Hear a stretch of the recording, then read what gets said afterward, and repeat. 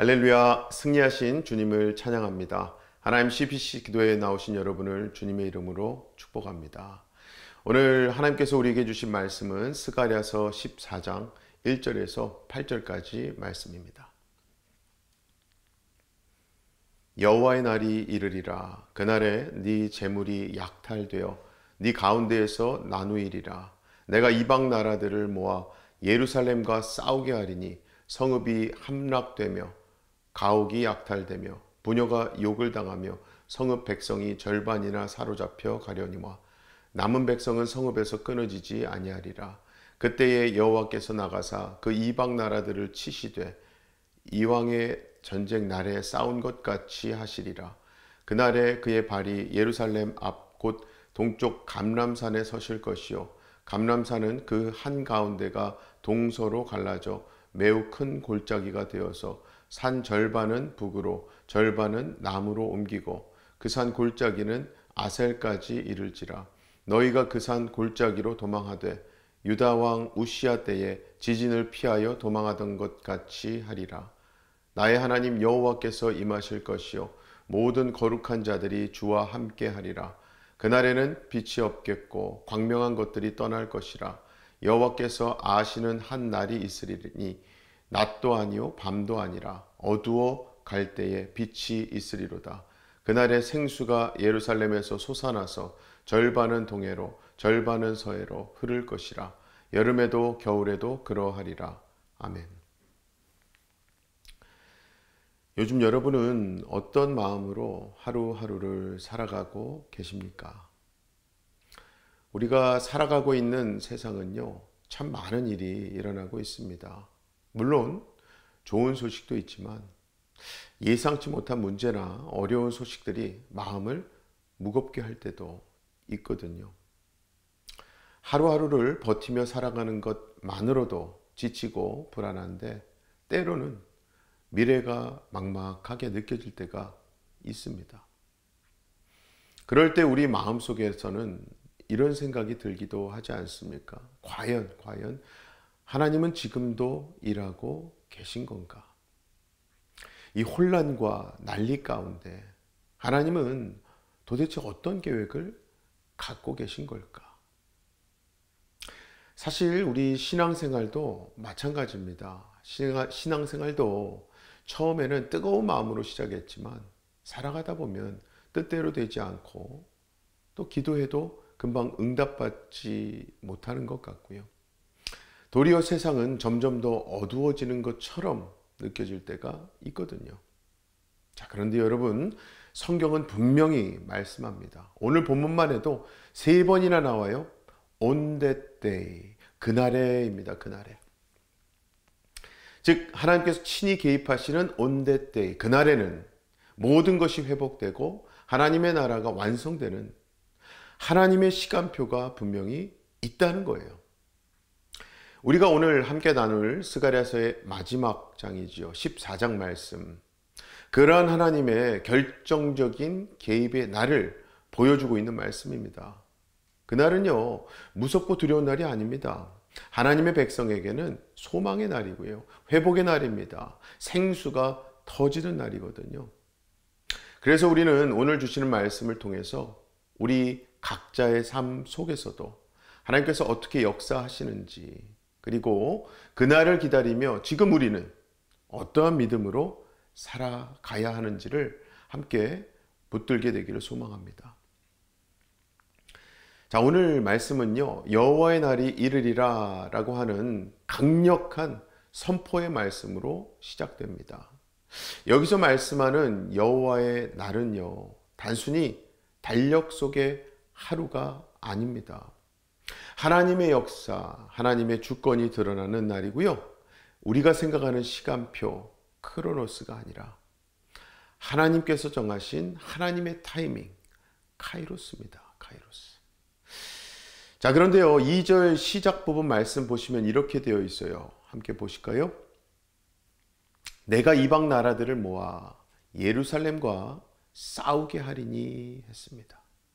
이 말씀을 얼핏 보면요, 좀 놀라게 될 수 있어요. 왜냐하면 하나님께서 직접 이방 나라를 모으시는데 예루살렘과 싸우도록 그들을 치도록 모으신다라고 말씀하시기 때문입니다. 여러분, 이게 무슨 뜻일까요? 하나님이 당신의 백성을 다 죽이겠다는 뜻일까요? 사실 이것은 한마디로 하나님은 모든 상황 속에서, 아니 모든 상황 위에 주권적으로 일하고 계시다는 뜻입니다. 우리도 이 땅 가운데 살아간다 보면요, 왜 이런 일이 내게 생기지? 왜 하나님이 그래도 이렇게 가만히 계시는 거야? 하는 순간들이 있지 않습니까? 자, 지금 하나님의 백성입니다. 하나님의 도성인 예루살렘이 지금 전쟁 가운데 짓밟히고요. 백성들은 포로에 잡혀갑니다. 도시는 절반이나 무너지는 끔찍한 위기를 겪고 있는 거예요. 하지만 성경은 말씀합니다. 이 모든 일을 하나님이 모으시고 허락하셨다라고 하는 거죠. 여러분, 이것은 곧 우리 삶 가운데서요, 무의미한 고난은 없다는 뜻입니다. 그 고난 속에도 하나님의 손길이 분명히 있고요, 하나님의 뜻하심, 계획이 있다는 거예요. 정말 위기의 순간조차도 하나님의 통치하심, 그분의 주권 아래 있다는 거예요. 우리가 살아가고 있는 지금 이 세상도 혼란과 위기의 연속입니다. 조금만 뉴스를 켜봐도요, 분쟁과 전쟁, 재난과 사고의 소식이 끊임없이 들려오고요, 어디를 둘러봐도 갈등과 분열이 끊이질 않아요. 게다가 이제는 선과 악, 옳음과 그름조차도 그 경계선이 모호해지고 흐려져서 도무지 무엇이 진리인지, 어디에 서 있어야 하는지 혼란스럽기만 한 그런 시대가 되어 있습니다. 그래서 마치 모든 것이 다 뒤섞여버린 세상처럼, 뒤죽박죽 세상처럼 느껴지는 거죠. 그러다 보니까 정직하게 말하는 것조차 부담스럽고요, 진실을 외치는 것조차 공격받는 시대, 그것이 지금 우리가 살아가는 세상입니다. 얼마 전에는 미국에서 한 젊은 기독교 인플루언서 중 하나였던 찰리 커크가 하나님의 말씀과 진리에 대해서 담대하게 전하다가 결국 세상 속에서 암살당하는 일이 있었지 않습니까? 그의 죽음은요, 단지 정치적인 문제, 이슈가 아니라 결국에는 이 시대가 진리를 얼마나 미워하는지를 보여주는 상징적인 사건이었던 것 같아요. 사랑하는 성도 여러분, 이렇게 하나님을 대적하고 진리를 왜곡하며 사람의 힘으로 세상을 움직이려는 이 시대 속에서 오늘 우리가 함께 읽은 스가랴서 14장의 말씀은요, 단순한 옛 이야기나 종말의 예언 말씀 그 이상인 겁니다. 사실은 이 말씀이야말로 바로 지금 이 시대를 살아가는 우리에게 주시는 하나님의 위로지요, 약속이며 무너지는 마음을 붙잡아 주시는 소망의 메시지입니다. 어떻게 그럴 수 있는가? 하나님은요, 단 한순간도 손을 놓고 계신 적이 없기 때문입니다. 모든 악한 세력, 모든 고통, 또 모든 문제들 한가운데서도 하나님은 당신의 백성을 위해서 싸우고 계시거든요. 바로 그것이 3절 말씀이에요. 우리 다 같이 3절 말씀 보실까요? 그때 여호와께서 나가사 그 이방 나라들을 치시되 이왕의 전쟁 날에 싸운 것 같이 하시리라. 네. 하나님이 여러분 직접 나가서 싸우신다는 거예요. 여러분 천사도 아니고 인간 지도자도 아니라 하나님 당신께서 전쟁터로 나아가십니다. 우리는 가끔 기도하면서도 야, 내가 이 싸움 어떻게 이기지? 내 힘으로 도저히 안 될 것 같아 하면서 절망할 때 있잖아요. 그러나 꼭 기억하시기 바랍니다. 우리 대신 싸우시는 하나님이 계시다는 사실이에요. 할렐루야. 정말 우리가 눈물로 기도할 때 하나님은 일하시고요, 우리가 무너져 있을 때 하나님은 싸우십니다. 그래서 우리의 싸움은 하나님의 싸움이 되는 거예요. 솔직히 겉으로 보기에는요, 세상의 눈으로 볼 때는 믿는 자들이 늘 불리해 보여요. 가정에서도 일터에서도 세상에서도 진리를 말하면 손해를 보곤 하고요. 또 양보하면 억울한 일이 되고 또 믿음을 지키면 외롭게 되는 것 같지 않습니까? 하지만 오늘 말씀은 선포합니다. 하나님이 싸우시고 하나님이 승리하신다는 거예요. 할렐루야. 그분은 절대로 당신의 백성을 버리지 않으신다라고 하는 거죠. 그러므로 사랑하는 성도 여러분, 혹시 지금 여러분의 삶에도 전쟁터 같은 현실이 있으십니까? 그게 질병이든 가정 문제이든 관계의 어려움이든 믿음의 흔들림이든 하나님이 친히 싸우시는 날이 오는 줄로 믿으시기 바랍니다. 아니, 그분은 이미 오셨어요. 지금도 싸우고 계시지요. 그래서 우리는 그분을 신뢰하고 그분 안에 피하는 자가 되어야 합니다. 그래서 4절 말씀은 마치 영화의 한 장면처럼 참 감동이 넘치는 장면인 거예요. 우리 4절 앞부분만 보실까요? 그날에 그의 발이 예루살렘 앞 곧 동쪽 감람산에 서실 것이요 했습니다. 즉 여호와 하나님께서 직접 발을 딛고 서시는 순간 그 땅 곧 감람산이요 두 조각으로 쪼개져요. 거대한 골짜기가 생깁니다. 길이 생겨요. 여기서 산이 갈라지는 장면은 단순한 지질학적인 현상 아닙니다. 이것은 하나님의 임재로 구원해 주심이 얼마나 강력한가를 상징적으로 보여주시는 사건이에요. 여러분, 일단 여기서 이 감람산은 어떤 곳입니까? 예수님께서 마지막 기도를 하시고 붙잡히셨던 그 겟세마네 동산이 있는 곳이 바로 감람산입니다. 또 여호와 하나님께서 허락하신 예수님의 그 십자가의 여정, 십자가 길, 그 길 가운데 계신 예수님께서 제자들과 함께 눈물로 기도하셨던 장소이자 예수님의 그 고통과 결국에는 순종했던 그 땅이 바로 감람산이에요. 그런데 오늘 스가랴서는 그 땅을 갈라 새로운 길을 여시는 하나님을 말씀하고 있는 거예요. 즉 고통의 자리, 절망의 자리, 눈물의 골짜기조차 하나님이 개입하시면요 피할 길이 열린다는 겁니다. 그렇게 하나님은 절망의 골짜기를 구원의 통로로 바꾸실 수 있는 분이심을 믿으시기 바랍니다. 그게 5절 말씀의 장면이에요. 우리 5절 말씀 다 같이 보실까요? 그 산 골짜기는 아셀까지 이를지라 너희가 그 산 골짜기로 도망하되 유다 왕 우시야 때에 지진을 피하여 도망하던 것 같이 하리라.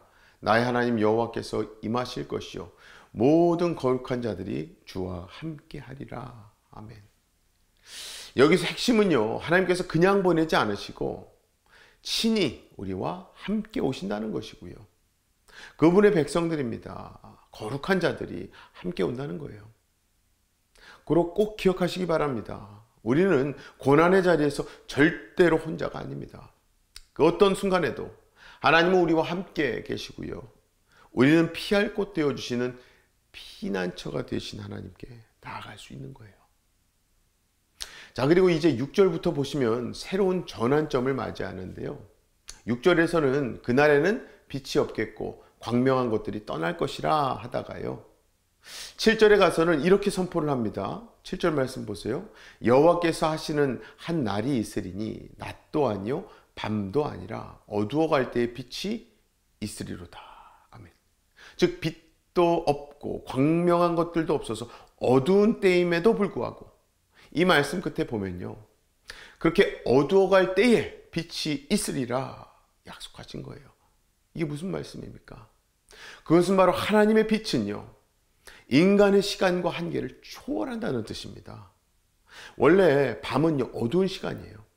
그런데 하나님께서 빛을 비추시면 밤중에도 어두움 속에도 길이 보이고 혼란 속에서도 질서가 있고요. 소망이 피어나는 줄로 믿으시기 바랍니다. 그리고 이어지는 8절 말씀 보시면요. 그날에 그날에 생수가 예루살렘에서 솟아나서 절반은 동해로 절반은 서해로 흐를 것이라. 여름에도 겨울에도 그러하리라. 아멘. 여기서 말씀하는 생수는요, 단지 우리가 마시는 물 아닙니다. 이것은 하나님의 생명, 회복의 능력, 성령의 역사가 상징되어지는 겁니다. 중요한 것은 그 생수가 계절을 따르지 않고 여름에도 겨울에도 그치지 않고 흐른다. 즉 하나님의 생명은 끊기지 않는 겁니다. 하나님의 은혜는 중단될 수가 없어요. 하나님의 회복은 절대로 멈추지 않음을 믿으시기 바랍니다.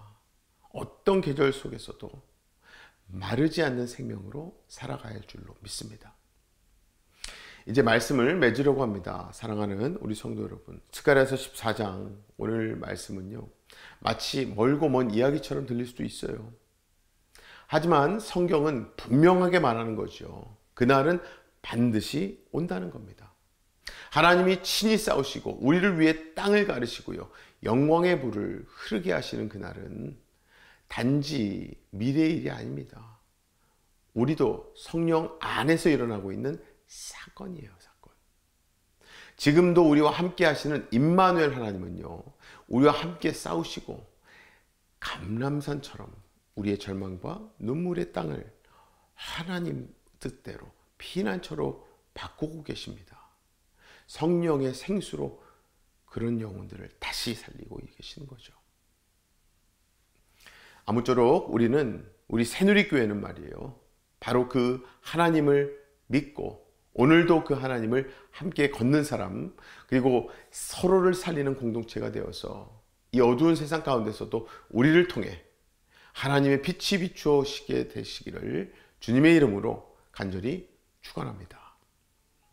우리 함께 이 시간 주신 말씀 붙들고 기도하실 때에 하나님께서 오늘 우리에게 보여주신 말씀은요, 우리 주님은 혼란과 어둠의 시대 속에서도 여전히 일하신 하나님이심이라는 말씀이에요. 우리를 위해서, 하나님 당신의 뜻을 위해서 친히 싸우시고 땅을 가르시며 마침내 생수가 터지게 하신 하나님이심을 선포하신 거죠. 여러분 중 혹시 지금 내 삶에 어떤 부분이 꽉 막혀 있는 분 계십니까? 감람산처럼 갈라지지 않는 게 메말라 버린 마음, 어두워가는 믿음의 자리에 있는 분 계십니까? 혹은 그런 분을 알고 계십니까? 그런 분이 여러분의 기도 제목이십니까? 여러분, 그곳에도 또 그분에게도, 그 아이에게도 하나님은 임하십니다. 임하셔요. 그곳에도 하나님은 여전히 생수를 흐르게 하시는 분이심을 믿으시기 바랍니다. 그래서 그 시간 하나님 앞에 기도하실 때에 주님, 내 안에 막힌 곳 열어 주시옵소서. 감람산을 가르시듯 절망의 땅을 피난처로 바꾸어 주시고 나의 싸움을 주님의 싸움으로 바꿔달라고, 모든 어둠 속에서도 주님의 빛 바라보게 해달라고 기도하십시다. 그래서 내 성령, 내 심령에도 성령님 통해서 생수가 넘치게 하여 주시옵소서. 우리 가정도 마찬가지예요. 메마른 영혼이 다시 살아나게 되고 내 안에, 그 안에 성령의 생수가 흘러넘치게 해달라고 이 시간 나가지 주신 말씀 붙들고 함께 한 목소리로 기도하겠습니다. 기도합니다. 아버지 하나님, 감사합니다. 오늘도 말씀을 통해서 우리를 깨워주시고 우리가 정말 성령의 능력을 통해서 하나님의 일하심을 경험하고 보게 하시니 감사합니다. 아버지, 혹시 우리 삶 가운데 또 상황 가운데 하나님 함께 계심을 잊어버린다 하더라도 다시 오늘 말씀 붙들고 그 자리에서 회개하고 일어날 수 있는 역사 허락하여 주시옵소서. 그리하여 우리 교회 모든 성도들 진정한 부흥을 꿈꾸고 진정한 부흥을 향해서 믿음의 발걸음을 뗄 수 있는 우리 모든 새누리 되게 하여 주시옵소서. 다음은 우리 새누리교회 위해 함께 기도하려고 합니다. 어두운 세상 속에 하나님의 빛을 비추는 예루살렘 같은 교회가 되게 하여 주시옵소서. 특별히 우리 성경의 담임 목사님 위해 기도하실 때 영육간의 강건함, 성령 충만함 날마다 주시길 기도해 부탁드립니다. 함께 동역하신 우리 부국자분들과 평시도 리더십, 모든 리더십들이 하나님 은혜 가운데 더욱더 합력하게 해달라고 기도해 주시고요. 비전센터 위해 기도하실 때는 우리에게 맡겨주신 그 비전센터, 그것을 통해서 다음 세대가 살아나고 또 복음의 물줄기가 열방까지 흘러가는 역사 허락해 달라고, 특별히 이번 달 우리 하나님 앞에 또 모이게 되는 귀한 모임들이 있습니다. 내일 모레 금요일 밤 우리 자녀들과 온 가족이 함께하는 패밀리 나이트가 있어요. 정말 성령께서 모두를 지키고 인도해 달라고, 그래서 모든 아이들 하나님의 임재하심을 경험하게 해달라고. 또 토요일 아침에 재직회가 있습니다. 지나온 것에 대해서 정말 에베네스를 하나님 바라보면서 감사 영광 돌려드리는 겁니다. 앞으로 2026년 새해 주실 하나님의 크고 놀라운 하나님의 역사 비전 나누는 시간 되게 해달라고 기도 부탁드려요. 무엇보다도 이번 주일부터 13일간 43명의 성지 순례자들이 유럽 종교개혁 성지 순례에 떠납니다. 인솔하신 담임 목사님과 보조하시는 이진환 목사님 위해서, 모든 팀원들 위해서 기도 부탁드릴게요. 우리 다 같이 이런 기도 제목들 놓고요, 함께 기도하겠습니다.